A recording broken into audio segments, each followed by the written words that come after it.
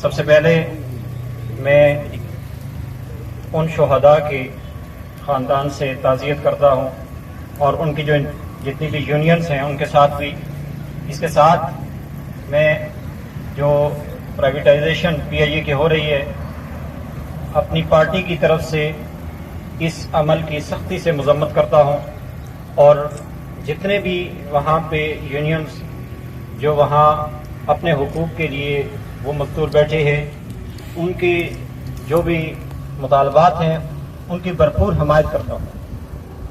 لیکن جتنے مسائل اس قوم کو درپیش ہیں، دہشت گردی ہو، نیچکاری ہو، یہ عوام کب تک اپنے مسائل سہتی رہے گی؟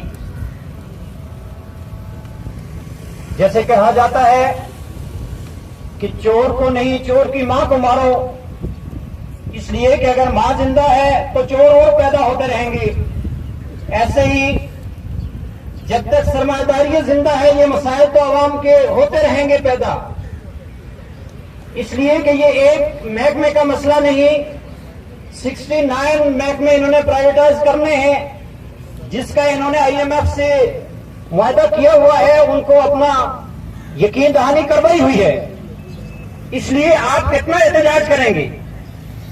اس لیے یہ جتنے بھی قومی ادارے ہیں، حکومتیں تو آتی ہیں قومی اداروں کو بنانے کے لیے، اور سرمایہ داریت جہاں ہوگی وہاں نجکاری اس کا لازمی حصہ ہے، اس کا شعبہ ہے.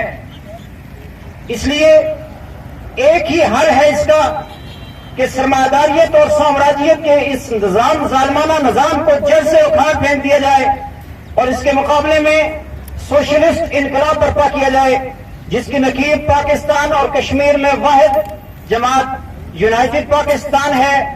اور میں مستقبل میں یہ جتنی عوام ہے پاکستان کو، ان کو امید دلاتا ہوں کہ یہ جتنے بھی لوگ ہیں یہ لیڈر ہیں آپ کے، اور یہ آپ کے حقوق کے لیے اور سرمایہ داریت اور سامراجیت کی غلامی سے آپ کو چھڑانے کے لیے خون کا آخری قطرہ بہا دیں گے انشاءاللہ العزیز.